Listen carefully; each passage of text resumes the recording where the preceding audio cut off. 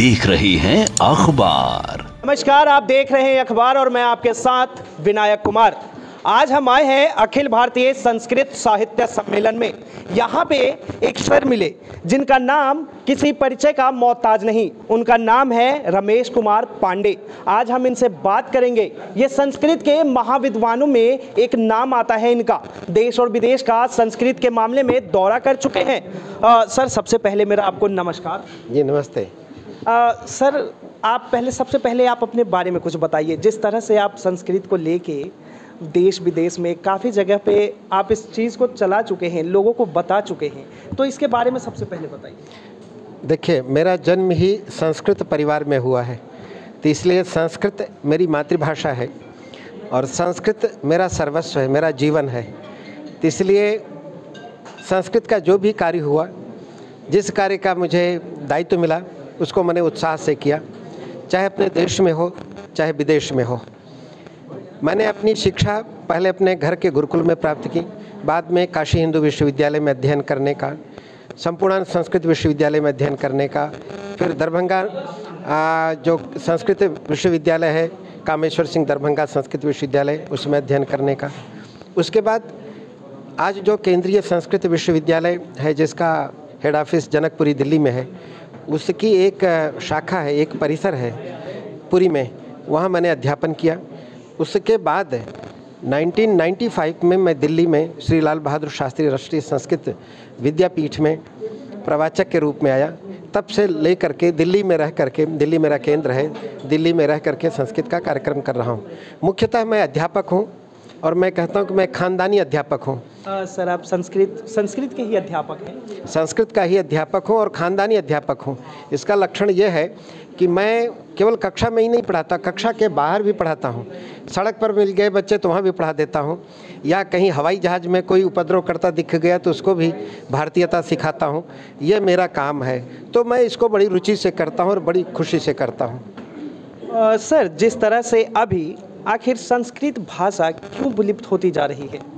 देखिए, कोई भी भाषा हो, वह प्रवाह में रहती है तो आगे बढ़ती है। जैसे नदी का जल है, जब वो प्रवाह में रहता है तो बढ़ता है, उसमें निर्मलता भी रहती है और गति भी बनी रहती है। यह भाषा अत्यंत समृद्धशाली भाषा है, बड़ी वैज्ञानिक भाषा है, बड़ी ललित, बड़ी सुंदर भाषा है, लेकिन प्रवाह में नहीं है। जो विद्वान लोग हैं वो पढ़ते हैं, बाकी लोग नहीं पढ़ते हैं। अब आप पूछें क्यों नहीं पढ़ते हैं जब इतनी अच्छी बात है?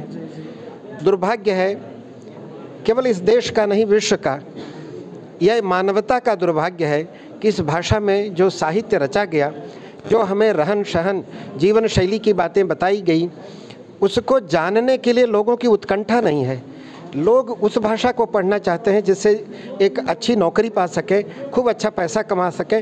वो ये समझते हैं कि अच्छा पैसा, अच्छा मकान, अच्छी गाड़ी, यही जीवन के सुख के साधन है, ऐसा सोच करके अपना जीवन बर्बाद करते हैं। और इस भाषा के प्रति उनके अंदर कोई लगाव ही नहीं होता है, न खुद पढ़ते हैं, न खुद अपने बच्चों को पढ़ने के लिए प्रेरित करते हैं। तो मेरे कहने का मतलब है कि इसको पढ़ने के बाद वो लोग ये सोचते हैं कि हमें अच्छी नौकरी नहीं मिलेगी, जबकि ये गलत है। कोई भी भाषा हो, आप जिसमें अच्छे से पढ़ेंगे, अच्छी तैयारी करेंगे, तो नौकरी तो मिलेगी आपकी अच्छाई पर, भाषा उसमें बहुत आड़े नहीं आती है। सर, तो इस चीज़ पे हमें किस तरीके से काम करना चाहिए ताकि जो हमारी युवा पीढ़ी है वो इस चीज़ को समझ सके और फिर से संस्कृत भाषा की तरफ वापस आ सके? देखिए, जो सरकार है, भारत सरकार बहुत कार्य कर रही है इसमें, और बहुत सारी सी जो स्वायत्त संस्थाएं वो भी कर रही हैं, बहुत सारे NGOs कर रहे हैं, सब लोग कर रहे हैं, लेकिन यह पर्याप्त नहीं हो रहा है, इसलिए कि इसमें जो सामाजिक भूमिका है वह बहुत कम है। इसको करने की ज़रूरत इसलिए है, मैंने आपको बताया कि मानवता के लिए जो आवश्यक है वो सारी चीज़ें इसमें रखी हुई हैं।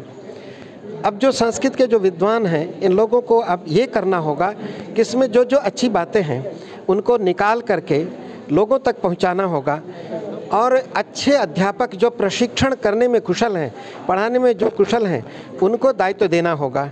अभी क्या होता है कि अध्यापन में कई तरह से नियुक्तियां होती हैं, कुछ तो योग्य आते हैं, कुछ ऐसे लोग भी आ जाते हैं जिनको पढ़ाने की कुशलता नहीं होती है। जब वो पढ़ाते हैं तो ये भाषा कठिन लगने लगती है। जो इस भाषा को नहीं जानता है, जब वो ठीक से भाषा नहीं पढ़ा पाता तो लोग कठिन अनुभव करके दूर हट जाते हैं।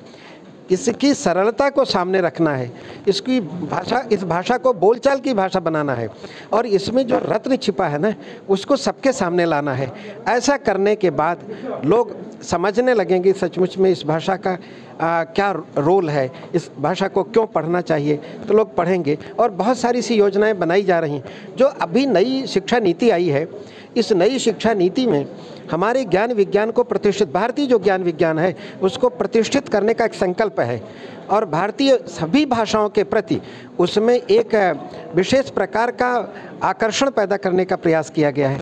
ऐसी स्थिति में निश्चित रूप से जो कोई भी भारतीय प्राचीन ज्ञान को जानना चाहेगा तो संस्कृत को बिना पढ़े वो जान नहीं सकता। इसलिए संस्कृत का भविष्य बहुत अच्छा है। हमारे देश में आगे आने वाली पीढ़ी जो है निश्चित रूप से अच्छे तरह से संस्कृत पढ़ेगी।